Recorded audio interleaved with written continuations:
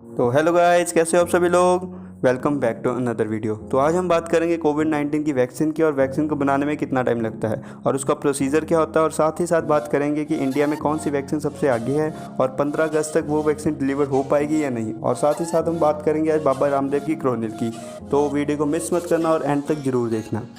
तो सबसे पहले बात करते हैं कि वैक्सीन होती क्या है। वैक्सीन वो है जो प्रोटेक्ट करती है हमारी बॉडी को एक पर्टिकुलर डिसीज़ के खिलाफ। ठीक है, अब बात करते हैं कि वैक्सीन कितनी टाइप की होती है। जो वैक्सीन है वो 4 टाइप्स की होती है मेनली, और एक वैक्सीन को बनाने में जो एवरेज टाइम लगता है वो है 10 ईयर्स का। और आज तक जो फास्टेस्ट वैक्सीन बनी है वो है मम्प्स की वैक्सीन, जिसको लगे थे 4 ईयर्स का टाइम।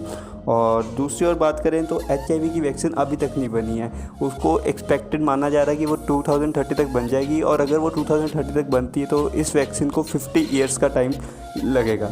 जैसे कि आप लोग देख सकते हो कि टाइफाइड की वैक्सीन को बनाने में 105 ईयर्स का टाइम लगा था, क्योंकि तब इतनी टेक्नोलॉजी भी नहीं थी। But due to technology enhancement, experts का माना जा रहा है कि अगले 1-2 साल तक कोरोना की वैक्सीन जो है वो मार्केट में अवेलेबल होगी।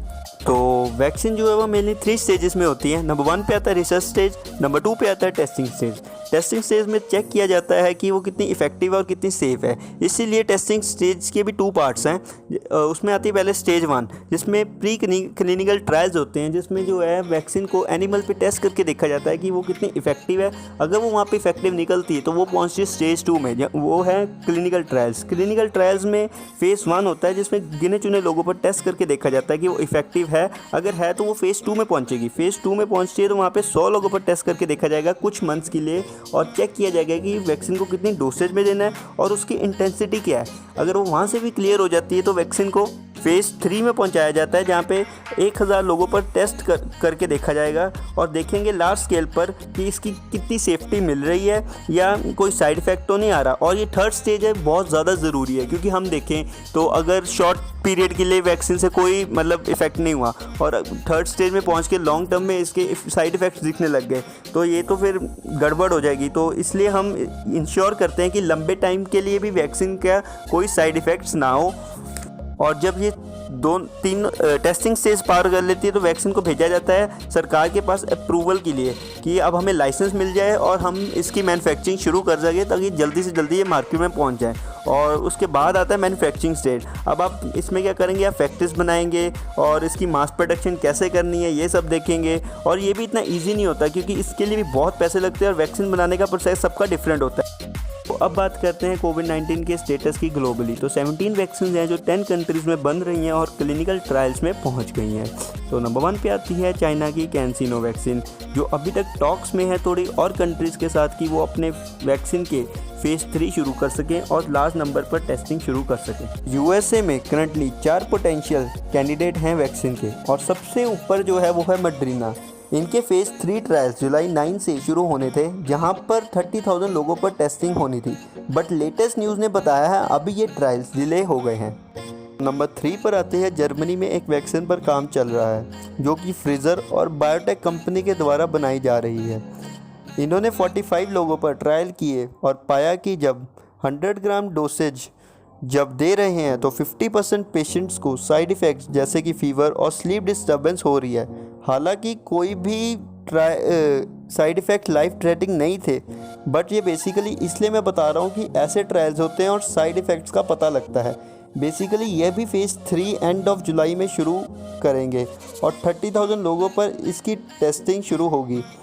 तो बेसिकली इसमें 5 साल का टाइम लग सकता है, बट अगर ये जल्दी में किया गया और फास्टेस्ट अप्रूवल लेकर किया गया तो 1 साल का टाइम भी लग सकता है।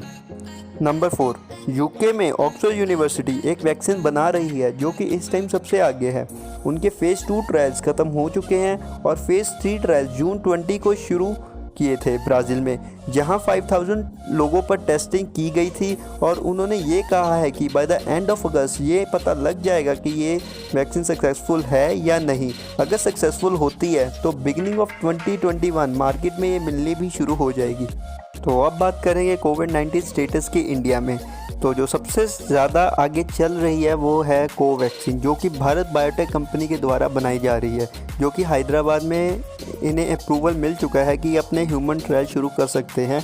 और फेज़ 1 और फेज़ 2 ट्रायल्स पिछले हफ्ते से हैदराबाद में 1000 लोगों पर टेस्टिंग शुरू हो गई होगी। बट ये कहना कि ये 15 अगस्त तक रेडी हो जाएगी वैक्सीन, तो ये जस्ट अनरियलिस्टिक है, क्योंकि अगर कंपेयर किया जाए तो बाकी कंट्रीज़ में फेज़ 1 और फेज़ 2 ट्रायल्स ख़त्म हो चुके हैं और फेज़ 3 भी शुरू होने वाले हैं और कईयों में तो हो भी गए हैं। और अगर ये कहे जाए कि ये अपने फेज़ 1, 2 और 3 ट्रायल्स महीने के अंदर ख़त्म कर लेंगे तो ये पॉसिबल नहीं है। और अगर ये फेज़ 3 ट्रायल को इग्नोर भी करते हैं और फेज़ 1 और फेज़ 2 को भी करते हैं तो भी 1 से 2 महीने का टाइम लगेगा ही लगेगा। अगर ये फेज़ 3 ट्रायल्स को इग्नोर कर रहे हैं तो इसका मतलब ये लॉन्ग टर्म इफ़ेक्ट्स को नहीं देख रहे, और अगर ये वैक्सीन बना देते हैं और इसका लॉन्ग टर्म इफ़ेक्ट होते हैं तो इसका रिस्पॉन्सिबल कौन होगा। तो इसीलिए आप अपना टाइम लीजिए, 2 अक्टूबर को निकाल दीजिए, 26 जनवरी को निकाल दीजिए, कोई चक्कर नहीं है, बट एटलीस्ट वैक्सीन निकालनी है तो पूरे ट्रायल्स के साथ, पूरे साइंटिफिक रिसर्च के साथ निकालिए, कोई मार्केटिंग स्टंट्स के साथ नहीं। वो बात करेंगे हम बाबा रामदेव की क्रोनिल की, तो वो बस एक फेक क्लेम था, या फिर हम कह सकते हैं कि वो एक मार्केटिंग स्ट्रेटेजी थी, एंड बहुत सारी स्टेट्स ने इसे बैन भी कर दिया था। और एक स्टेटमेंट भी सामने आई थी मिनिस्ट्री ऑफ आयुष की तरफ से कि क्रोनिल एक इम्यूनिटी बूस्टर है, ना कि वैक्सीन। तो मेरा व्यू इस पर यह है कि न्यूज़ वालों को भी समझना चाहिए एक न्यूज़ को हाइप देने से पहले कि एक बार रिसर्च ज़रूर कर लेनी चाहिए। तो आप लोगों का इस पर क्या व्यू है कमेंट में ज़रूर बताना, और वीडियो अच्छी लगी हो तो लाइक करना, शेयर करना ज़्यादा से ज़्यादा, और चैनल पे न्यू हो तो यार सब्सक्राइब करना, ठीक है। तो मैं मिलता हूँ आपको अगली वीडियो पे, तब तक गुड बाय।